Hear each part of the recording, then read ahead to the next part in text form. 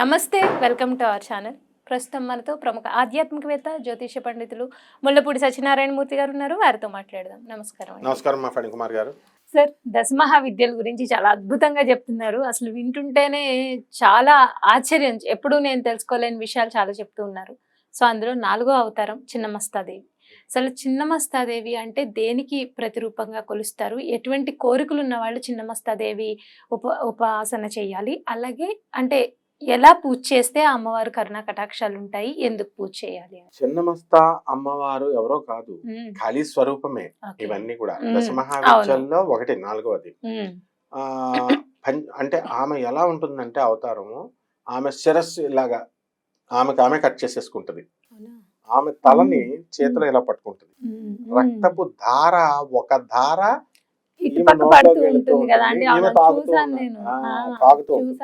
రెండు శాకిని డాకిని అని మనకెప్పుడు విజయాలు ఉంటారనమాట. ఆమె చెలికెత్తలు వాళ్ళ దగ్గర నుంచి వాళ్ళు నీరు తాగుతా, ఈ రక్తధారలు తాగుతా ఉంటారు. 2 దారులు అలా వెళ్తాయి. ఒక శవం మీద నుంచొని ఉంటుంది. అంటే ఇవన్నీ కూడా ఏమిటిరా అనంటే మనకి చిన్నమస్తా అమ్మవారు కాలాన్నే కంట్రోల్ చేసే తల్లి. అందువలన రాజరప్ప అని ఒక ఊరుంటుంది. అక్కడ ఈ ఎలాగైతే తారాపీఠ్ ఇవన్నీ ఒరిస్సా, భువనేశ్వర్లు, బీహార్లో ఉన్నాయో, బెంగాల్లో, అలాగే ఈ రాజరప్ప అనేటటువంటి దేవాలయంలో ఈ అమ్మవారు మూల విగ్రహం ఉంటుందన్నమాట. చాలా మంది వెళ్తారు. మనం ఏమనుకుంటామంటే ఇది కొత్తగా వచ్చిందేమో అనుకుంటాం. కాదు, Orissa, Bihar, west Bengal, northern India అంతా కూడా ఈ చిన్నమస్తాదేవిని, దశమహావిద్యల్ని ఈ కాలం కాదు ఆ కాలం నుంచి పూజ చేసేవారు. అయితే మనకు అవసరం లేదు కాబట్టి మనం ఏం చేసామంటే లక్ష్మి, సరస్వతి, సాత్విక రూపాలు కదా. ఇంతకు ముందు ఏం చేసేవాళ్ళం, మనం ఇండియా చాలు అనేవాళ్ళం. పిల్లని ఇవ్వాలంటే పక్క ఊరు వాళ్ళకి ఇవ్వాలి, పక్క జిల్లా వాళ్ళకి ఇవ్వాలంటేనే. ఇప్పుడు అమెరికా, లండన్ ఎవరిష్టం వచ్చినట్టు వాళ్ళు అలాగే వెళ్ళిపోతున్నారు. అలాగా ఈ చిన్నమస్తా అమ్మవారిని అన్ని రాష్ట్రాల వాళ్ళు కూడా ఎక్స్పాండ్ అయిపోయింది, ట్రెండింగ్ లోకి వచ్చింది అమ్మవారు. ఇకపోతే ముఖ్యంగా ఈ యొక్క చిన్నమస్తా అమ్మవారిని ఎవరు పూజించాలి అంటే, సకల కష్టాల్లో కూరుకుపోయామండి, ఆర్థిక సమస్యల్లో కూరుకుపోయామండి అంటారు చూసారా, బ్యాంకు లోనులు రావడం లేదండి అంటారు. అటువంటి వాళ్ళు ఈ అమ్మవారిని పూజ చేసుకోవాలి. అలాగే ఈ చిన్నమస్తా అమ్మవారు రాహువుని కంట్రోల్ చేస్తుంది. అంటే రాహు అంతా కూడా మాయాజాలం. ఆ మాయ, రాహు విధించినటువంటి ఆ మాయ నుంచి ఎవ్వరూ కూడా తప్పించుకోలేరు. అటువంటి ఆ యొక్క రాహు యొక్క మాయని ఈ యొక్క చిన్నమస్తాని తల్లిని ఎవరైతే పూజ చేస్తారో ఆ భక్తుడు ఆ రాహు మాయ నుంచి కూడా బయటికి తప్పించుకుంటాడు. జ్ఞానినామపి చేతాంసి దేవీ భగవతి హిసా బలాదాకృష్య మోహాయ మహామాయా ప్రయచ్చతి. ఆ మహామాయ స్వరూపిణి అయినటువంటి ఆ చిన్నమస్తాదేవి మహాపండితులను కూడా, యోగులను కూడా మాయలో పడేస్తుంది. అందువల్లనే ఏమే మాయాస్వరూపిణి. అయితే ఒకానొక సందర్భంలో మరి భండాసురుడితో యుద్ధాలు జరుగుతున్నప్పుడు లలిత అమ్మవారి కడుపు నుంచి ఒక్కొక్కళ్ళు ఆమె శరీరం నుంచి దశమహావిద్యల అమ్మవార్లు అందరూ ఒకళ్ళు పుడతారు. అనేక కథల్లో, అనేక పురాణాల్లో అనేక కథలు ఉన్నాయి. అందులో ఏంటంటే వారాహి, ప్రత్యంగిర, ఇలాగ కాళి, మహాకాళి, తార, చిన్నమస్త అందరూ వచ్చేస్తారు. అందరూ వచ్చేసిన తర్వాత వీళ్ళు రాక్షసులపైన యుద్ధం చేస్తున్నప్పుడు ఏం జరుగుతుందంటే, చిన్నమస్త అమ్మవారు దగ్గర ఉన్నటువంటి విజయని ఆ భండాసురుడు తన మాయా ప్రభావంతో హిప్నటైజ్ చేస్తాడు. అదంత ఈజీ కాదు. ఇప్పుడు అందరూ హిప్నటైజ్ మేము చేస్తూ ఉంటారు, అంత ఈజీ ఏం కాదు హిప్నటైజ్ అంటే. అప్పుడు ఈ యొక్క సినిమా వచ్చింది మనకి, ఏమిటది, 7th సెన్స్ అని. అందులో ఇలా కళ్ళతో అలా చూడగానే వాడు వెళ్ళి వాళ్ళు పోలీసు వాళ్ళు కాల్ చేసుకుంటారు. అలా that is called real hypnotism.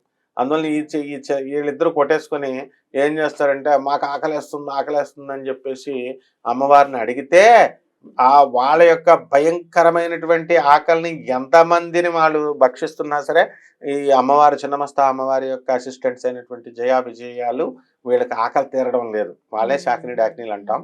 తీరకపోతే అప్పుడు జగన్మాత అయినటువంటి చిన్నమస్తాదేవి కరుణామయి, తన చెలికెత్తలకి ఆకలి, తన బిడ్డలు కదా వాళ్ళు కూడా, అందువలన వాళ్ళకి ఆకలి తీరాలనే ఉద్దేశంతో తన శిరస్సునే కట్ చేసేసుకొని ఆ వీళ్ళకి బ్లడ్ కింద ఆ రక్తధారలు ఇచ్చేసరికి అప్పుడు ఆకలి బాధ అప్పుడు తీరుతుంది. అంటే కొన్ని కోట్ల మంది జీవుల్ని తినేసినా కూడా వాళ్ళకి ఆకలి తీరదు. అందువల్లనే మంత్రించి ఎలాగైతే మనం ఈ యొక్క పోతులూరు వీరబ్రహ్మేంద్ర గారి సినిమాలో అన్నం ఇలాగ పెడితే వాళ్ళ శిష్యుడు సిద్ధయ్య ఇలాగ పెద్దగా అయితే బ్రహ్మం గారు ఇలాగా ఎన్టీ రామారావు గారు ఒక ముద్ద చేసి ఆయన నోట్లో వేస్తారు. వేయగానే ఆకలంతా కూడా ఆయన కడుపు తీరిపోతుంది.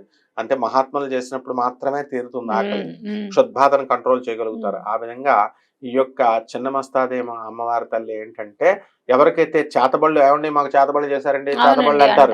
అటువంటి బ్యాచ్ అందరికి కూడా ఈ చిన్నమస్తా తల్లిని పూజ చేసుకున్నట్లయితే, ఈ చిన్నమస్తా అమ్మవారి యొక్క మంత్ర జపాన్ని చేసుకున్నట్లయితే వాళ్ళ మీద ఉన్నటువంటి బ్లాక్ మ్యాజిక్స్ అన్ని కూడా తొలగిపోతాయి. అలాగే ఏమండి నేను తెల్లగా ఉన్నానండి, నేను అందంగా ఉన్నానండి, ఏమండి నేను మంచి డబ్బులు బాగా సంపాదిస్తున్నాను, నరదోష జరిగిందండి, క్రూర దృష్టి జరిగిందండి అని అంటారు కదా, నరదృష్టి నరఘోష. ఇటువంటివన్నీ కూడా చిన్నమస్తా అమ్మవారిని నిమ్మకాయ పెట్టి లేకపోతే నిమ్మకాయ దీపారాధనతో నువ్వుల నూనెతో అమ్మవారి కుంకుమార్చన చేసి అమ్మవారి మెడలో మరి మారేడు ఆకుల్ని వెయ్యాలి దండ కింద. ఆ తర్వాత అమ్మవారికి చామంతి పూల దండను వేసి మరి ఆ జగన్మాత అయినటువంటి చిన్నమస్తా అమ్మవారిని కనుక ఎవరైతే పూజ చేస్తారో అటువంటి వాళ్ళ యొక్క నరదృష్టి క్రూర దృష్టి అవన్నీ తొలగిపోవడమే కాకుండా వశీకరణ శక్తి వస్తుంది.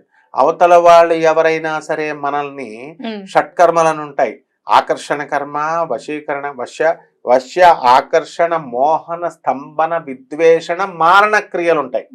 ఆ ఆరుగురు కూడా ఆ క్రియలు ఏవి చేసినా సరే ఈ చిన్నమస్తా తల్లి ఆ భక్తుడిని నుంచి ఆ 6 విద్యల నుంచి తప్పించి తన భక్తుడిని రక్షించుకుంటుంది.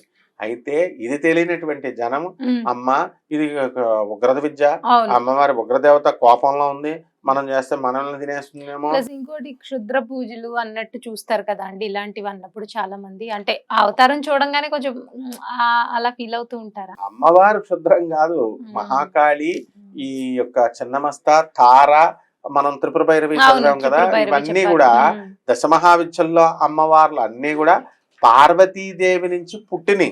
పార్వతీదేవి నుంచి పుట్టిని కాబట్టి వాళ్ళకి క్షుద్ర విద్యలేమో అనుకుంటారు, ఉగ్ర విద్యలు అంటే అవన్నీ కూడా ఉగ్ర విద్యలేమో అనుకుంటారు, సాత్విక విద్యలు. ఆవిడెవరు? పార్వతీదేవే ఉగ్ర రూపాలు ధరించింది. ఎందుకు ధరించిందండి? మరి ఈ రూపాలన్నీ కూడా రాక్షస సంహారం చేసినప్పుడు ఉగ్రంగా ఉంటేనే చంపుతాం, మన మెత్తగా నెమ్మదంగా ఉంటే